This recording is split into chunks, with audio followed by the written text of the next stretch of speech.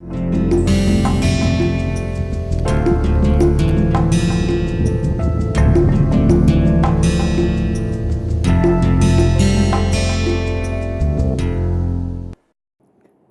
to the course on an introduction to information theory. I am Adrish Banerjee. Today we are going to talk about how to do source compression for sources with memory. So far we have discussed source compression algorithm for sources which are discrete memoryless sources, right? So sources, but in general the sources that we see in nature have memory. So can we exploit this memory while doing source compression? That's what we are going to talk about today. So before we discuss about that, we'll first define what do we mean by a discrete stationary source with memory. Once we describe this discrete stationary source with memory, we are going to describe how we can do. We'll take a simple example of block to variable length coding. So how we can do block to variable length coding for a discrete stationary source, and we'll prove some properties of discrete stationary source.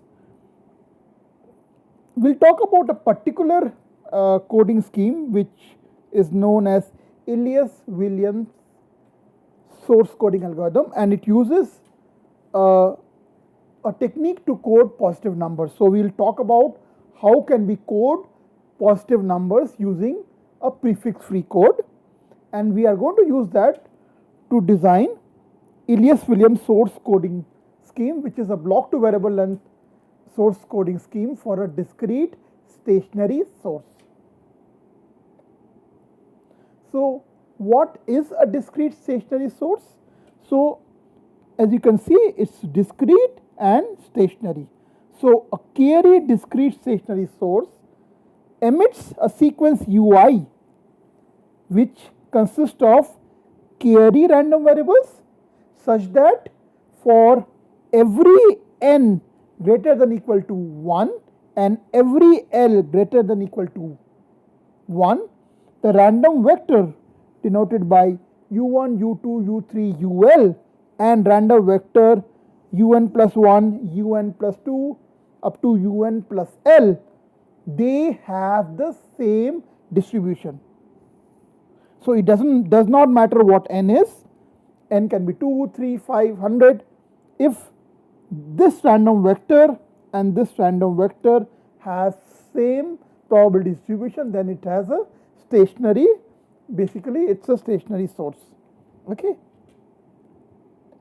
Now we say a discrete stationary source to have a finite memory mu if for all n greater than equal to mu we can write probability of un given u1, u2, un minus 1 if it only depends on past mu values. So probability of un given un minus 1, un minus 2, u2, u1 is, if it's same as probability of un given un minus 1, un minus 2 up to un minus mu for all choices of u1, u2, then basically we say that this particular source has a finite memory mu, and mu is the smallest non-negative integer for which this relation holds. Okay. Now as you can see, the discrete memoryless source that we have considered so far is a special case of discrete stationary source which belongs to the case when mu is 0.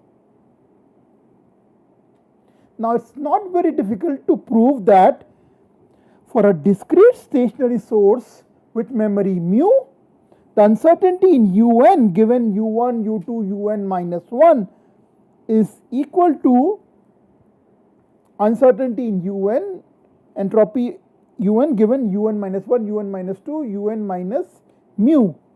This follows directly from the property that we stated earlier, that if you have a discrete stationary source of memory mu, it's going to satisfy this condition, that probability of un given u1, u2, un minus 1 is same as probability of un given un minus 1, un minus 2, un minus mu. So from this, and applying the definition of entropy, we can directly get this relation, that for a discrete stationary source with memory, uncertainty in un given u1, u2, un minus 1 is same as uncertainty in un given un minus 1, un minus 2 up to un minus mu, where mu is the memory of this discrete stationary source. And this is true for all n greater than mu. Now, how do we define uncertainty for a discrete stationary source? So there are two ways we can describe it. One way we can describe this uncertainty per letter. So this is defined as follows. So uncertainty per letter is defined as the uncertainty in u1, u2, u3, ul. So joint entropy of these u1, u2, ul divided by L. So that's one way of defining uncertainty per letter for a discrete stationary source. Another way of defining this uncertainty per letter is using this conditional entropy. So uncertainty in ul given u1, u2, u3, ul minus 1. So there are two ways in which we could describe the uncertainty per letter for a discrete stationary source. One is this, and the second way is this. Now we are going to prove some properties of these measures of uncertainty per letter, these two, and we are going to show that when L is very large, when L goes to infinity, these two are same. So next we are going to prove some properties of the sequence which comes out of a discrete stationary source. So if u1, u2, un is output of a discrete stationary source, then following relation holds. Uncertainty in ul given u1, u2, ul minus 1 is less than equal to this quantity, uncertainty per letter, which is defined in this particular way. The next property that we are going to prove is this conditional entropy. H of ul given u1, u2, ul minus 1. This is a non-increasing function of L. So in other words, uncertainty in, let's say, ul plus 1 given u1, u2, ul, this will be less than equal to uncertainty in ul given u1, u2, ul minus 1. So it's a non-increasing function as of L. Next we are going to show that this uncertainty per letter, this is also a non-increasing function of L.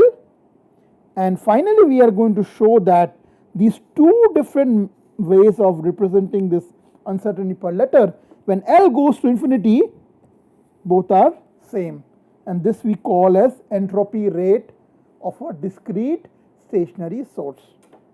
So let us prove these properties one by one. So we'll first start with this second property. So let us write this uncertainty in ul plus 1 given u1, u2, ul. Now to show that it's a non-increasing function of L as L increases, so what we need to show is this is less than equal to uncertainty in ul given u1, u2, ul minus 1. So how do we prove it? So first we write down this uncertainty in UL plus 1 given U1, U2, U3, UL. Now this is less than equal to uncertainty in UL plus 1 given U2, U3, U4, UL. So we have removed the uncertainty on U1. Now why is this less than equal to this quantity? We know the property of conditional entropy, that conditional entropy cannot increase the entropy. So conditional entropy of this given U2, U3, UL, and this is conditional entropy of UL plus 1 given U1 and then U2, U3, UL. So this is conditioned on an additional letter which is U1. So this is conditioned on an additional letter U1. So this entropy cannot be more than the entropy of this. And that's why we wrote that uncertainty in UL plus 1 given U1, U2, U3, UL is less than equal to uncertainty in UL plus 1 given U2, U3, UL. Now this quantity can be written because UIs are the output of a discrete stationary source. So uncertainty in UL plus 1 given U2, U3, UL will be same as uncertainty in UL given U1, U2, UL minus 1. So I just, if you recall the definition of a discrete stationary source, what did we say?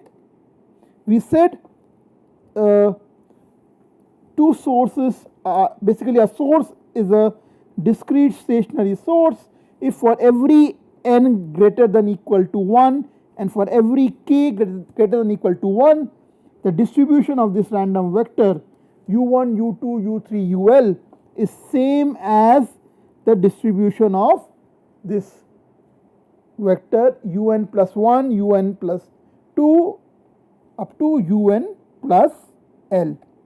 So invoking this property of discrete stationary source, we can then write, because UIs are coming out from a discrete stationary source, we can write this uncertainty of UL plus 1 given U2, U3, UL as uncertainty in UL given U1, U2, UL minus 1. So essentially we are replacing L by L minus 1. If we do that, we get this. And since it is a stationary source, so this distribution and this distribution of will be same. So uncertainty of this will be equal to uncertainty in this. So hence we have proved that the uncertainty in UL plus 1 given U1, U2, UL is less than equal to uncertainty in UL given U1, U2, UL minus 1. So we have proved that as L increases, this term is non-increasing because this is less than equal to this. Okay. Now we are going to make use of this property to prove other properties as well, and that's why I proved this property number 2 first. Now let us try to prove now property number 1. So we can write the joint entropy between U1, U2, U3, UL using chain rule. We can write it like this.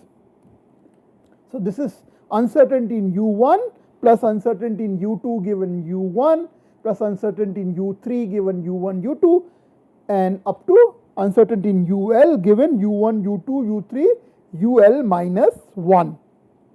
Now from property number 2, we know that as L increases, this term is non-increasing. So in other words, among all these terms, this term, h of u3 given u1, u2, and like that. This term, the smallest term is going to be this. Why? Because as L increases, this is a non-increasing. So among all these terms, this term will be the smallest. And there are L such terms. So what we can do is, this summation can be lower bounded by L times of this particular term. And that's what we are writing here. That this joint entropy is greater than equal to L times uncertainty in UL given U1, U2, UL minus 1. So from this we obtain from chain rule, this we obtain by applying this property too. Now we divide both sides by L.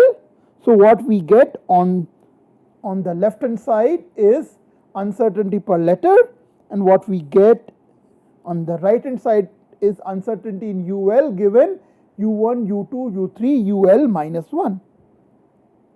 So then we have proved our property 1, which says uncertainty in UL given U1, U2, UL minus 1 is less than equal to this uncertainty per letter for all L greater than equal to 1. Next we are going to prove this property 3. So to prove this property 3, so let us first write the joint entropy of U1, U2, U3, UL plus 1. So again, using chain rule, I can write this as uncertainty in U1, U2, U3, UL plus uncertainty in UL plus 1 given U1, U2, U3, UL. Now, because this particular term is non-increasing as L increases, so this term will be less than equal to this term. So this follows from property 2, which we have proved, that uncertainty in UL given U1, U2, UL minus 1 is non-increasing as L increases. So since this term here is less than this particular term, what I get here is this joint entropy is then upper bounded by joint entropy of U1, U2, UL plus uncertainty in UL given U1, U2, U3, UL minus 1. Now, I know from property 1 that this particular term is less than equal to uncertainty per letter, which is HL of U.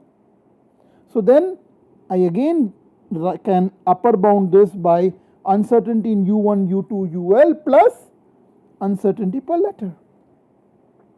Now what is this term? This term can be written as L times uncertainty per letter. So this is equal to this plus uncertainty per letter. So this is equal to L plus 1 HL of U. So what we have shown so far is this joint entropy is less than equal to L plus 1 H of LU. Now you divide both sides by L plus 1, what we get is H of L plus 1 U is less than equal to this quantity. So as L increases, we can see this uncertainty per letter. This is a non-increasing function, and that was our property 3, that HL of U is a non-increasing function as L increases. Now we are going to show the final property, which says when L is very large, when L goes to infinity, whether we describe this uncertainty per letter as H of UL given U1, U2, UL, or whether we define this as uncertainty per letter in this particular fashion, as L goes to infinity, they are both same, and this we denote by H infinity of U, which is, we call it entropy rate of a discrete stationary source. So let us prove this.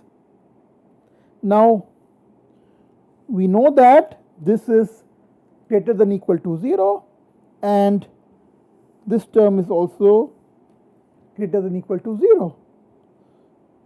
So we have a non-increasing sequence. Remember, these sequences are non-increasing, so we have a non-increasing sequence which is bounded below, because these non-increasing sequences are greater than equal to 0. So they are bounded below.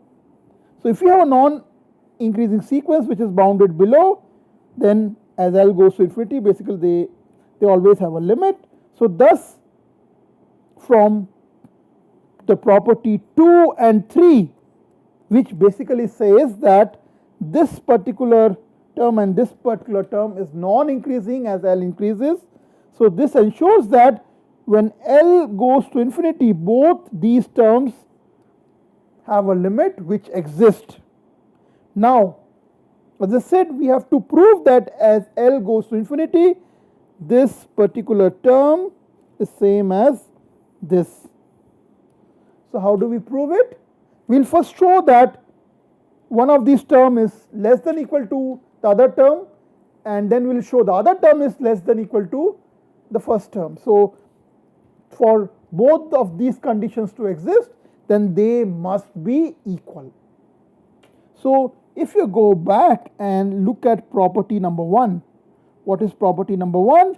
Which says uncertainty in UL given U1, U2, UL minus 1 is less than equal to H of LU, uncertainty per letter. Now if you let L go to infinity, then we can write this statement that uncertainty in UL given U1, U2, UL minus 1 when L goes to infinity, this is less than equal to limit L tends to infinity H of LU, and that we are denoting by H infinity U, which we are calling as entropy rate. So this follows from property number 1, and we let L go to infinity. Okay. Now to prove that they are equal, I now need to show that this particular term is less than equal to this particular term. So to prove this, I'll do the following.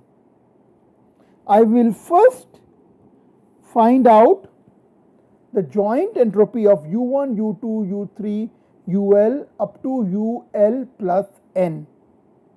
And using chain rule, I can write this as uncertainty in U1, U2, U3, UL plus uncertainty in UL plus 1 given U1, U2, UL up to uncertainty in UL plus N given U1, U2, U3, UL plus N minus 1. Now what do we know about these terms? We know these are non-increasing as L increases. So among these n terms, like you have UL plus 1 given U1, U2, UL plus 2, uncertainty in UL plus 2 given U1, U2, UL plus 1 up to uncertainty in UL plus N given U1, U2, UL plus N minus 1. So among all these terms, this term is the greatest because we have proved from property 2 that this is a non-increasing function as L increases. So then we can upper bound this joint entropy by, so this term I am writing exactly like this, but this whole summation, these n terms, this one, then up to this term, this can be upper bounded by n times uncertainty in UL plus 1 given U1, U2, UL. And this follows from the second property, which states that as L increases, this uncertainty in UL given U1, U2, UL minus 1 is non-increasing. Fine. The next thing that we do is we divide both left hand side and right hand side by n plus L. So if we divide both by n plus L, what we get is, the left hand side we get this, the right hand side we get this and this. Okay. Now we play a small trick. Instead of letting L go to infinity, we let n go to infinity. Okay. So we let n go to infinity. So if we let n go to infinity, what do we get? What is this term? If n goes to infinity, this is nothing but the entropy rate. Correct? What about this term? Now look at the numerator. This is joint entropy of U1, U2, U3, UL. So this is a finite quantity, this divided by n plus L, where n goes to infinity. So as n goes to infinity, this particular term will go to 0. Okay. Now what about this? This we can write as 1 plus L by n. Now as n goes to infinity, this will become this. So we have shown the entropy rate is less than equal to uncertainty in UL plus 1 given U1, U2, UL. Now we let L go to infinity. So if we let L go to infinity, then basically what we have shown is this entropy rate is less than equal to limit as L tends to infinity, H of UL plus 1 given U1, U2, U3, UL.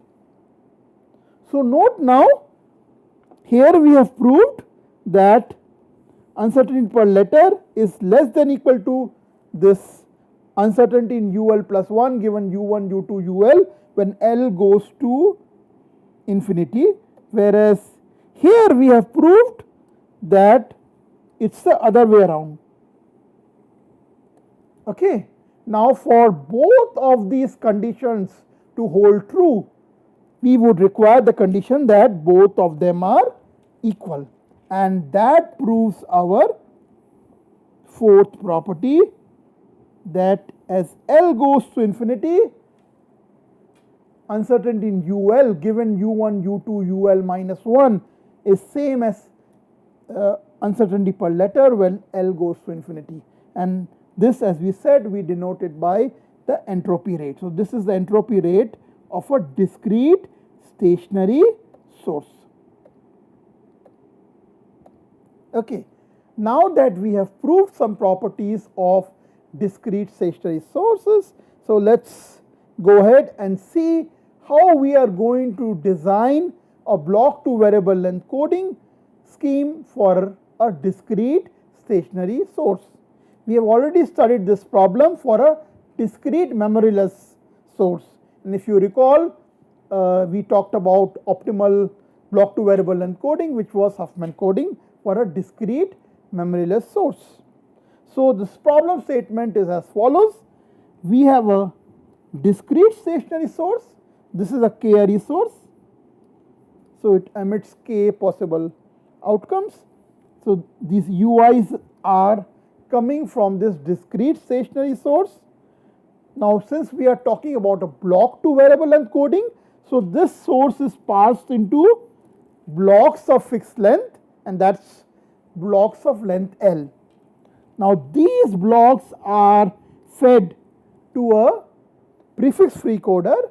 Now since we are talking about sequence that is coming out of a discrete stationary source which has memory, so we need to design a prefix free encoder which will exploit this memory. So that's the difference from a discrete memoryless case. In discrete memoryless case, once we parse them into blocks of L bit, then we are doing prefix free coding. But here we need to do prefix free coding exploiting the memory of the source. And the output of this is my variable length code, which is denoted by Zi. So if block length L messages from a discrete stationary source are encoded using a DRE prefix free code, where the code used for each of the message may depend on previous messages. So why we are saying this? Because our source has memory, so it's probably likely that the sequences which happened in recent past are more likely to happen in future also, as compared to sequences which happened long time back. So we need to design our block to variable length encoder which would exploit the memory of the source, and that's why we are saying that code word used for each message may depend on previous messages. Then we can show that if the length of the ith code word is Wi, then expected code word length divided by input length, this is lower bounded by entropy rate. Okay, so we have already seen this in the context of discrete memoryless source, and we have seen that minimum number of bits per letter in case of discrete memoryless source, this related to entropy of the source. We are going to show that for a discrete stationary source, this expected code word length by length of this code word block length parser, this is lower bounded by entropy rate. So let us prove this. So let V1, V2, Vi, this is denoted by this particular instance of this. So just a second, let us go back and see the notation. So we are using UIs to denote the output of a discrete stationary source. Now these UIs, you are parsing them into blocks of L bits, and we are using Vi to denote these blocks. So V1 is U1, U2, U3 up to UL. V2 is UL plus 1, UL plus 2 up to U2L. So like that. So Vi is the output of the source parser, UIs are the output of the discrete stationary source, and Zis are the output of your block to variable length coder, which uses memory of the exploits memory of the source. So the length of this code word, output code word Zi, so given you have this particular input to the prefix free encoder, expected code word length given this particular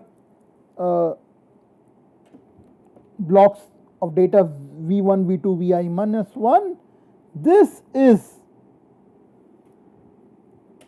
lower bounded by uncertainty in Vi given this particular instance of V1, V2, Vi minus 1 by log D. So this follows from the fact that minimum number of bits, when we are talking about block to variable encoding, minimum number of bits required to represent that source is related to entropy in this particular fashion. Okay, and this we have proved when we talked about block to variable length coding. Now we want to get rid of dependencies on v1, v2, vi minus 1. So what do? We multiply both sides, probability of v1, v2, v3, vi minus 1, and sum over all possible values of vi's. So if we multiply the left hand side by probability of v1, v2, vi minus 1 and sum over all v1, v2, v3, vi minus 1, what we get is unconditioned expectation. So we get expected value of wi, and if we do the same thing on the right hand side, what we are going to get is uncertainty in vi given v1, v2, v3, vi minus 1. Next, let us pay little bit attention on this term, uncertainty in vi given v1, v2, v3, vi minus 1. Now what is vi? So vi is essentially uil minus l plus 1 up to uil. So this is a block of l bits starting at this location to this location, right? And what is v1 to vi minus 1? This is u1, u2, u3 up to uil minus l. So from the definition of vi's, we can write this in terms of uncertainty in ui's. Next, we are going to apply chain rule. So applying chain rule, we can write this as uncertainty in ui l minus l plus 1 given u1, u2, u3, uil minus l plus, we will have terms like this, and finally we have uncertainty in uil given u1 to uil minus 1. Now again, from the property of the sequences that comes out of a discrete stationary source, we know that as L increases, this is a non-increasing function. So then the smallest term here would be this particular term. And there are L such terms, so this right hand side can be lower bounded by L times h of uil given u1, u2, u3, uil minus 1.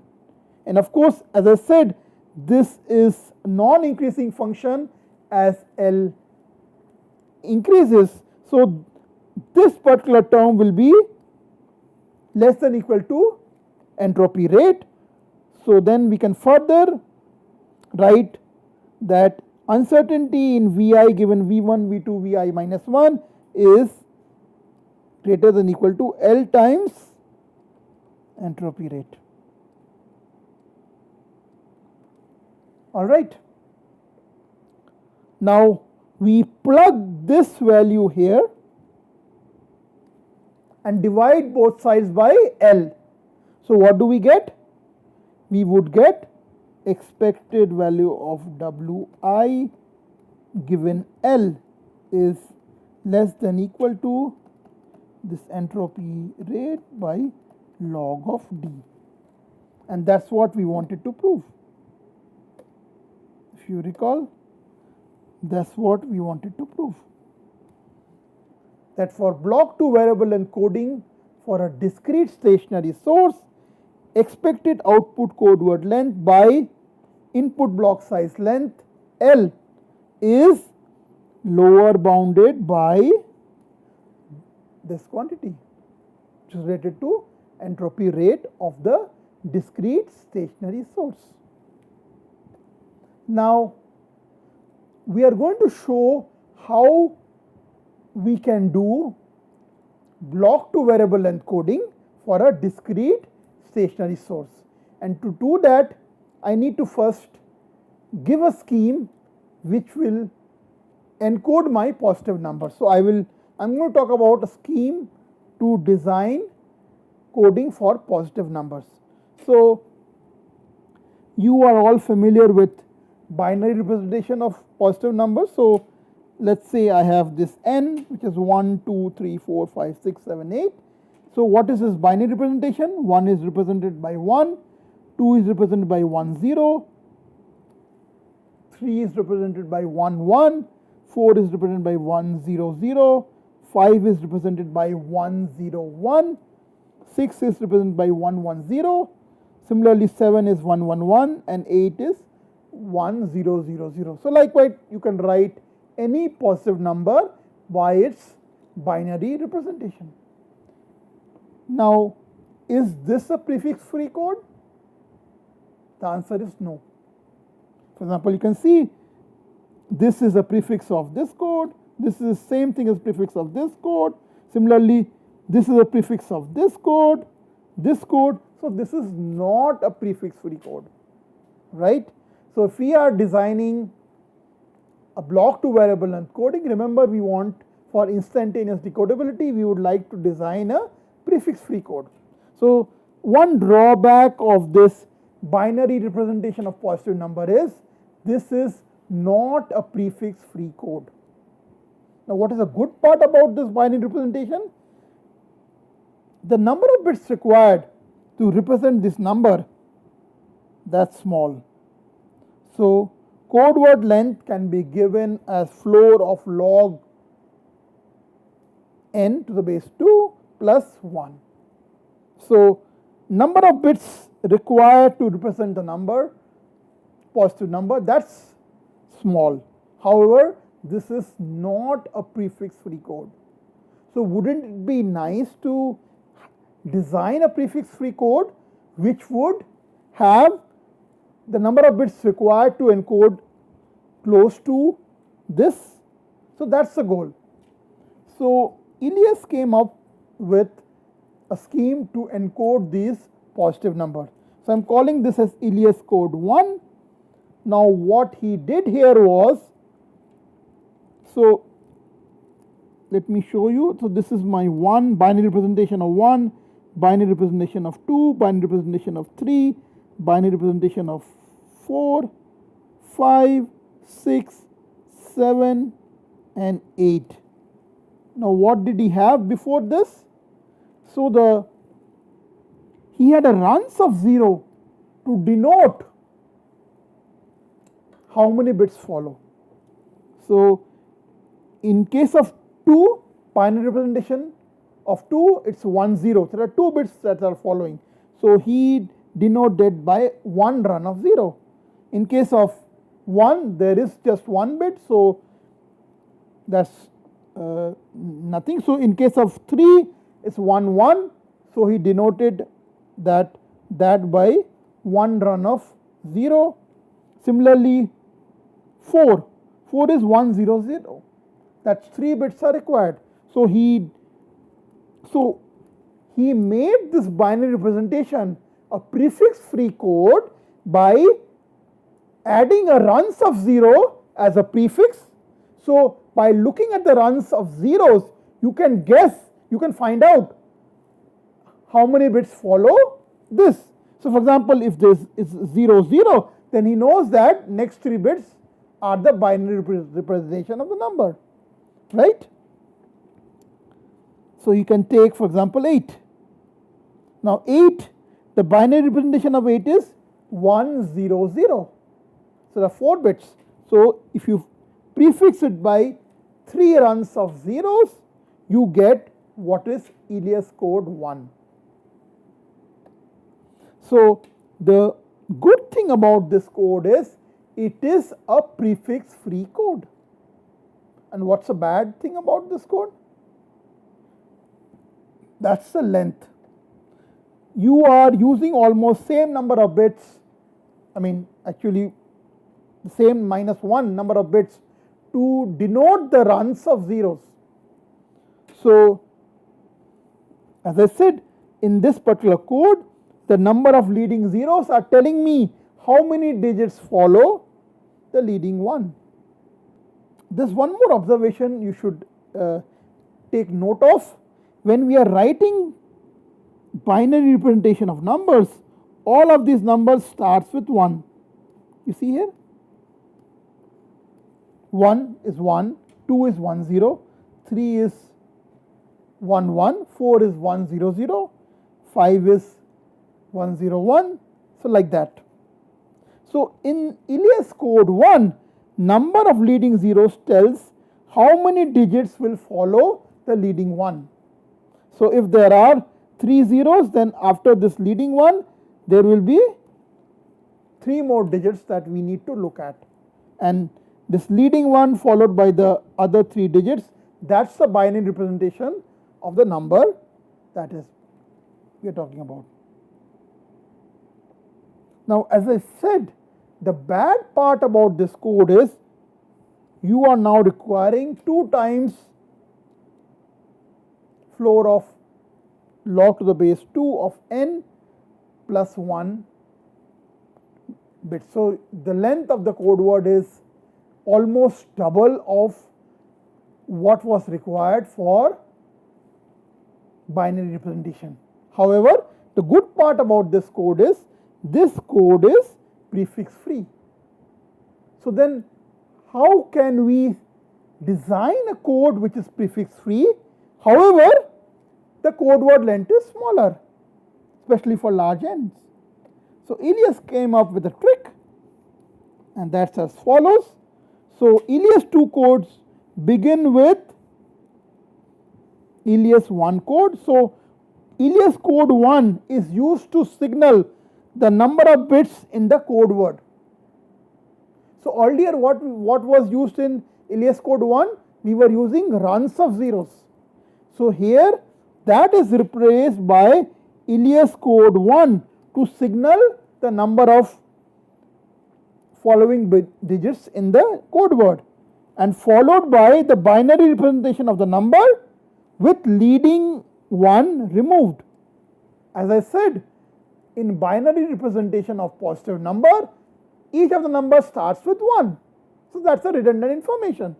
So what is done in Elias code 2 is you use Elias code 1 to signal the number of following digits, followed by the binary representation of the number with leading one removed.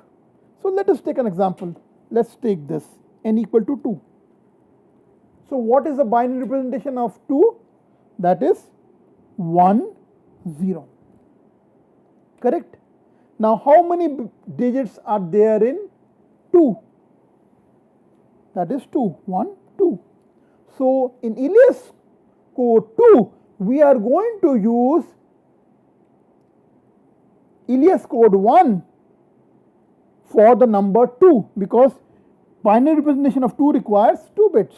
As I said, in this particular scheme, Elias code 1 is used to signal the number of following digits in the code word. And in case of 2, there are 2 bits, 1 and 0. So we are going to use Elias code 1 corresponding to 2. And what is that? Elias code 1 corresponding to 2 is 0 1 0. So then 0 1 0 will illustrate or show that. So this is the Elias code 1 for 2, and this is followed by binary representation of 2 with leading 1 removed. So 2 is 1 0, we are removing this leading 1, we are just writing 0. So the Elias 2 code for 2 will be 0 1 0 followed by 0. Take another example. Let's say take this 6. Now what is 6? 6 is binary representation of 6 is 1 1 0. So you require 3 bits to denote 6. That's 1 1 0. So in Elias code 2, which we are denoting by B2 of 6, we first need Elias code 1 of for 3, because binary representation of 6 is 110. So what is Elias code 1 of 3? That is 0, 1, 1.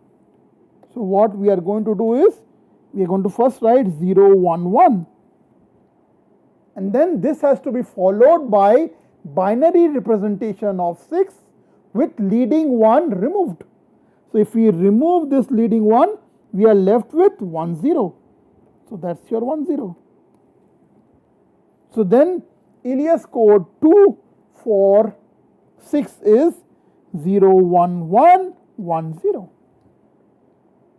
So to repeat, we are using Elias code 1 to denote how many digits are there in the binary representation of that number, and then we are following it by binary representation of number with leading 1 removed. Now, what is the beauty of this particular code? Number 1, this is a prefix free code, and let's compute the length of the code word. So remember, the first part of the code is, we are using Elias code 1 to denote the number of bits required in the binary representation of the number. So the first part of the code length will be given by L1 of L of n. And the second part of the code is binary representation of the number n with leading 1 removed. So that's why I am writing it as ln minus 1. Okay. Please note, I am using this notation ln to denote the length of the code word for the binary representation of the positive number n. I am using this notation L1n to denote the length of the code word which has been encoded using Elias code 1, and I am using this notation L2n to denote the length of the code word which is encoded using Elias code 2. So the length of the code word for Elias code 2 is, the first part is Elias code 1 of length ln, and the second part is binary representation of the number with leading 1 removed. So its length will be given by this. Now what is L of n? We know L of n is given by floor of log to the base 2 of n plus 1. So if we plug that value of ln here, what we get is the length of this is L1 of this quantity plus floor of log to the base 2 of n. Now what is L1n? L1n, if you recall, L1n is given by this quantity. It is 2 times floor of log to the base 2 of n plus 1. So we have to compute L1 of this quantity. Okay, so then this will be 2 times this plus 1, and this term comes here. So if you compare the length of this code word, Elias 2 code word, is given by floor of log to the base 2 of n plus 2 times log to the base 2 of this term plus 1. Now to appreciate what do we gain by going for Elias code 2. So let's take an example. Let's take n. Let's take n to be a large quantity. Let's just take it n to the power 1048. Let's just take this. Okay. Now in case of binary representation of 1, or binary representation of this number, how many bits are required? We require log 2n plus 1, right?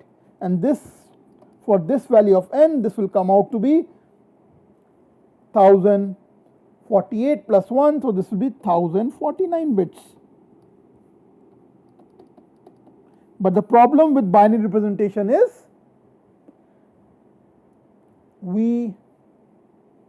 it's not a prefix free.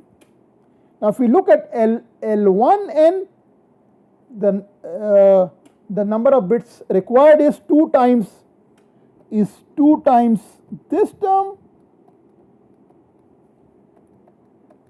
plus 1, right?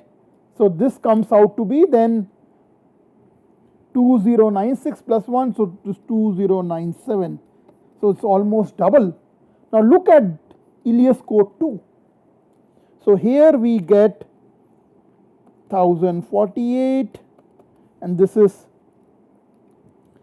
will be log to the base 2 of n, so it's 1048 plus 1. I mean, just I'm ignoring 1, so log of 1049, roughly 1048, so that would be 10, so 2 times 10, that's 20 plus 1. So this is coming out to be 1069. So note, this is a prefix free code, but we are requiring lot less number of bits compared to Elias code 1. Now we can repeat this. We can design an Elias code 3 which will use Elias code 2 to denote the length of the L of n, followed by binary representation of the number with leading one removed. So for large values of n, we can see that if we repeat this process, these are prefix free code and the number of bits required are coming closer to the binary representation of the number. So the Elias code that we just described, we are going to make use of that in our block to variable length coding problem for discrete stationary source. So this Elias William source coding technique is as follows. So we have a discrete stationary source, a k-array discrete stationary source whose outputs are denoted by ui. Now we have a block parser which is creating blocks of these uis. So vi is essentially a block of L uis.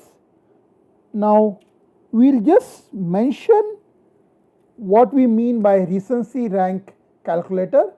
If you recall, since this is a discrete stationary source, the block to variable length encoding should exploit the inherent memory of the source, and that will be exploited by this recency rank calculator.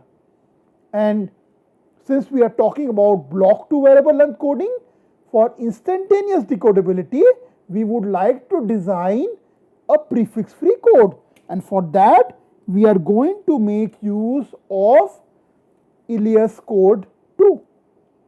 So the new element that you see here, which is different from what you have seen for block to variable length coding for discrete memoryless source, are these two blocks.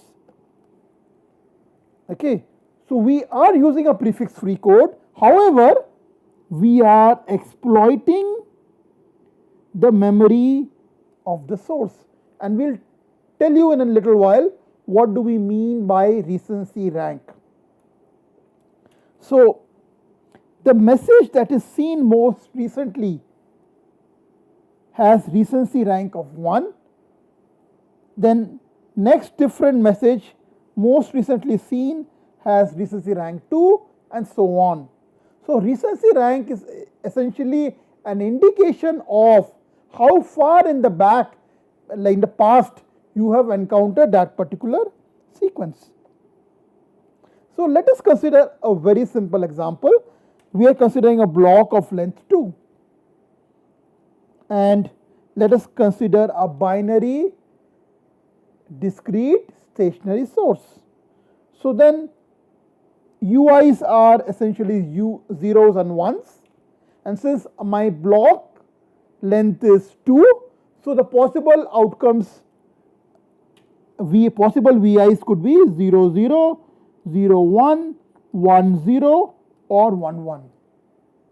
Now, what this recency rank calculator will do is, will look at the occurrence of these among the past sequence, and whichever sequence occurs most recently will be given a recency rank of 1, then the next one will be given recency rank of 2, the third one will be given recency rank of 3, and similarly the last one will be given recency rank of 4. So let us consider that this is a sequence that you have encountered in the past. So this is Vi minus 1, this is Vi minus 2, this is Vi minus 3, Vi minus 4, and so on. Now, which among these 4 sequences have occurred most recently? That is 0, 1. So 0, 1 will be assigned a recency rank of 1. So message 0, 1 will be given a recency rank of 1. Let me write back the sequences. So this has recency rank of 1. Now next, 0, 0 occurs in the past. So this will have a recency rank of 2. Then 0, 1 already has a recency rank of 1. Next sequence that we see is 1, 0. So this will have a recency rank of 3. And then you have 1, 1. So this will have the recency rank of 4. Okay. So this is how we are assigning a recency rank. So this block that I mentioned is essentially emitting a positive number, and that's an indication of how long in the past that particular sequence has occurred. So as I said, 0, 1 has a recency rank of 1, 0, 0 has a recency rank of 2, 1, 0 has a recency rank of 3, and 1, 1 has a recency rank of 4. Now, what this Elias code will do is, it will code these positive numbers, and the resulting code is going to be a prefix free code. And the memory of the source is exploited in this recency rank calculator. So what we are essentially assuming is the sequences that appeared in recent past are more likely to appear in the future, and that's why they have been given a smaller recency rank. So if we encode those positive numbers, because the sequences which happened in recent past will have smaller recency rank number, so when we will encode them using B2 code, the expected code word length would be smaller. So in the Elias William source coding scheme, this recency rank calculator assigns a recency rank to the message Vi, which is a block of L bits. So now we are going to calculate what is the expected code word length per input block length for this Elias William source coding technique.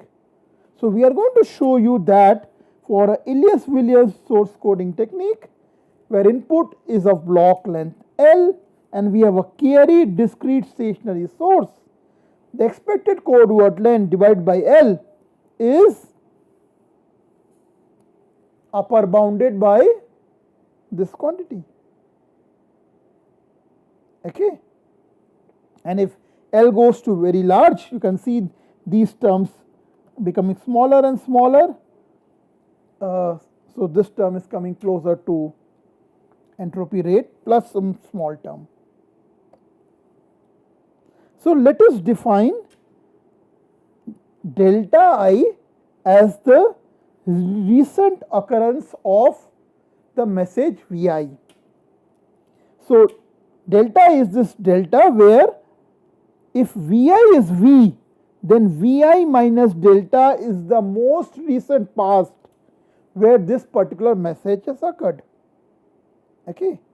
Now let us go back to this example. Okay. So let's say Vi is 0, 0.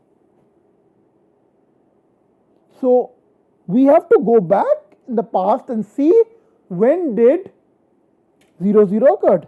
So you can see this is Vi minus 1, Vi minus 2. So this is delta corresponding to 2. So delta I in this case will be 2. Now if you consider 1, 1. So when did 1, 1 occurred in the past? I minus 1, I minus 2, I minus 3, I minus 4, I minus 5, I minus 6, I minus 7. So delta I is going to be 7. So that's what I am saying, that we define this time delta I as the recent occurrence of this message Vi. So if delta I is equal to delta, if Vi is V, then Vi minus delta is the most recent past when that particular value of V has occurred. Now you can see clearly that delta I is going to be greater than the recency rank, right? So what is the expected code word length? The expected code word length is given by the length of Elias code 2 of Ni, the recency rank. Now we have just now shown that this recency rank Ni is less than equal to delta I. So this code word length Wi is upper bounded by the length of Elias code 2 of delta I. Now we know what is the length of the Elias code 2. This is given by, if you just go back and refresh your memory, this is given by this expression. Now if I remove these floors, I can write length of Elias code is upper bounded by log to the base 2 of n plus 2 log to the base 2 into log to the base 2 plus 1 plus 1. So that's what I am doing here. Okay. So this follows from the length of the Elias code, correct? Next, this is one thing which I skipped, which is what is the expected value of delta I given Vi is V. So that's inversely proportional to the probability of occurrence of V. So that's basically given by this. Now we take conditional expectation of Wi given Vi is V and we invoke Jensen's inequality. So if we take conditional expectation of this on the left hand side, what we will get? Expected value of Wi given Vi is V. So that's this term. Now if we take conditional expectation of this, so this will be expected value of log to the base 2 of delta I given Vi is V. Now what do we know about log? Log is a concave function, and if it's a concave function, what do we know? From Jensen's inequality we know if it is a concave function, then expected value of the function is less than equal to function evaluated at expected value.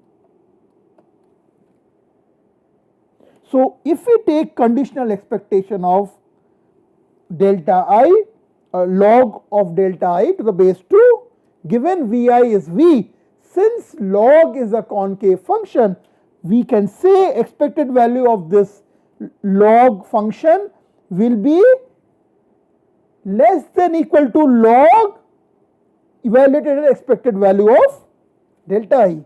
So that's why you see here. So there are two steps involved here. We are first taking conditional expectation of this term. So we are taking conditional expectation of this given Vi is V. Next what we are doing is, since log is a concave function, we are saying expected value of the function should be less than equal to function evaluated at expected value of x. So what is the function? Function is log, that's this. And what is expected value of x? So expected value of x in this case is expected value of delta I given Vi is V. Okay. So what we did was, we did two things here. We took conditional expectation, condition on Vi is V, and we invoked Jensen's inequality. The same thing we'll do here for this particular term. We first take conditional expectation of this given Vi is V, and since log is a concave function, then the expected value of the function is less than equal to function evaluated at expected value. So that's why we move the conditional expectation inside, and we can write this as 2 log of expected value of delta I given Vi is V. Okay. Next, we know what these terms are. From the ergodic property, we said that this is given by this. So we plug in the expected value of delta I given Vi is V into this expression. So if we do that, we'll get this. Now we need to get rid of this conditional expectation because we want to get the value of expected value of Wi.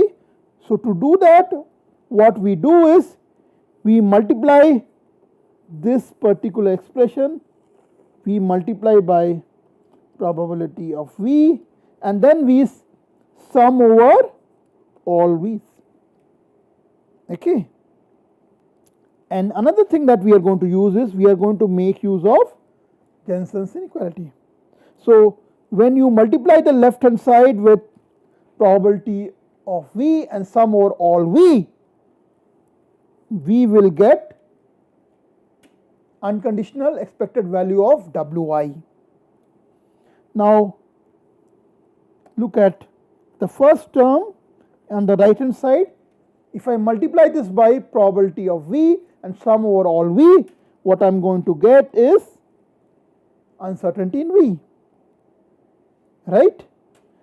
Now look at this particular term. If I multiply this by probability of V and sum over all V, this is like taking expectation of log function. Now this, since log is a concave function, I can again say that expected value of the function will be less than equal to function evaluated at expected value. So what I am going to do is, I am going to then, by invoking Jensen's inequality, I can write this as 2 log of, I multiply this by P of V and sum over P of V. So this particular term that you see here will become uncertainty in V. This comes as it is and this one comes here. Alright. So Again I used two things. I multiplied both sides by probability of V, sum it over all V, and I invoked Jensen's inequality, which says that if you have a concave function, then expected value of the function is less than equal to function evaluated at the expected value. And that's what I used here. Now, let's pay attention to this particular term, h of v. Now, h of v is what? What is v? V is this block of L bits which are coming from a discrete stationary source. So, h of v is nothing but uncertainty in u1, u2, u3, ul, and this I can write in terms of uncertainty per letter, that L times h of Lu. Now, in this particular expression that I derived, I am going to replace h of v by L times h of Lu. So, if I do this, I get this expression that expected, and I divide by L throughout, I get this expression that expected code word length per input length per input bit is upper bounded by this quantity. So, this gives us a upper bound on expected number of bits required to encode the sequence which comes out of a discrete stationary source. So, this is just one simple example to illustrate how we can exploit memory to encode a source which has memory. So, with this we will conclude our lecture on coding for sources with memory. Thank you.